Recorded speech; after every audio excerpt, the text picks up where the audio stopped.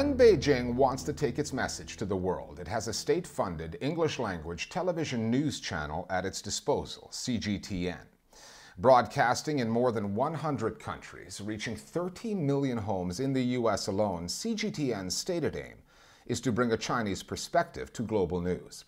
But going global means that your journalism becomes subject to various local rules and regulations. And early last year, the American government compelled CGTN to register as a foreign agent in the U.S. We're going to get the CGTN side of the story now from Zou Yue. He anchors the network's flagship talk show, Dialogue. Zou is based in Beijing, but he brings an interesting perspective to the coronavirus story.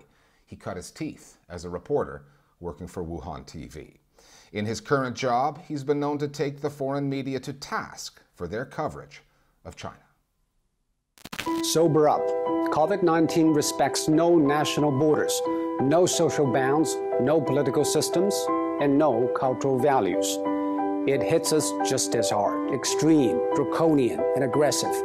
These are the words used to describe China's response. But now, people have come to terms with the new norm.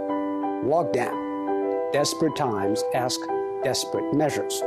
This is a desperate time. And we should not put politics ahead of public health, now more than ever.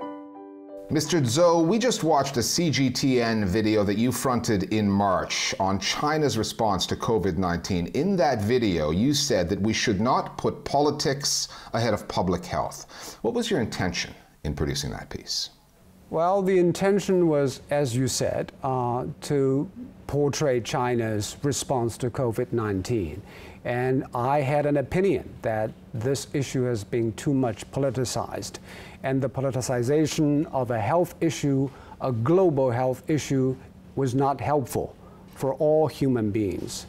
That's why I want to explain what I think of China's experience, why did China did the way it did, and maybe the rest of the world should listen to what China has been doing from the perspective of a Chinese coming from Wuhan.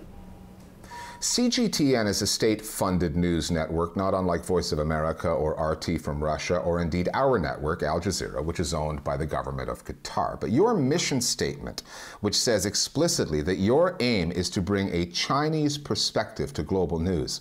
At Al Jazeera, we're not out to bring a Qatari perspective to global news. So tell me, what should viewers take from that description? I don't believe Chinese perspective is a monolithic thing. Of course, every journalistic institution has its own philosophy. We are a Chinese media. Of course, many of our journalists are from China, and they have their own philosophical, historical, cultural backgrounds. That's unavoidable. We still do journalism roughly the same, to tell the truth to the world. Of course, probably sometimes it doesn't sound and look exactly the same, but in the core, journalism practiced by Chinese journalists or British or American or Qatarian are basically the same. Because CGTN is an international news network, since your launch in 2016, you've been running into problems with certain overseas regulators. Britain, for instance, Ofcom, the media watchdog there, has criticized CGTN's coverage of the protest movement in Hong Kong, saying it broke its rules of impartiality. So what would you say to a regulator like Ofcom about that decision? Well, we have to obey the regulations and laws in different countries if you want to be an international broadcaster. That's the baseline for every broadcaster, I guess. But I don't think Ofcom's decision is 100% fair. But CGTN is a newcomer to the international broadcasting business. There is a learning curve, obviously. I think CGTN is learning to operate their businesses in different countries, in different legal environments. CGTN seems to be spending more time than ever these days countering Western media narratives of human rights abuses in China. For instance, the mass incarceration of Muslims in the province of Xinjiang. Tell me specifically, what was it about that reporting that you take issue with? I cannot say Western media in a broad stroke, but some of them did portray the Xinjiang problem or the Hong Kong problem. I think it are too biased or too narrow lens. They see everything in China happening through their lens of their judgment, which is that Xinjiang story is an incarceration of Muslims.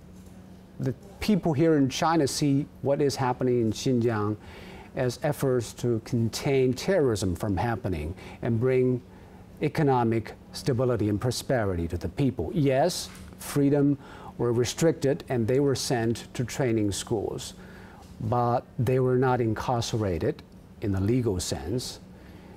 And things have been blown out of proportion by some Western media.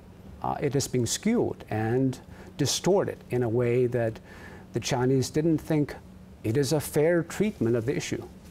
But how is it skewing the coverage when the evidence that those reporters used came from official Chinese government documents, Mr. Zou, that speak of, and I am quoting now, cleansing people's brains of religious thoughts? How do you skew something like that? That's why the problem is, you think it is the cleansing of minds of millions of people.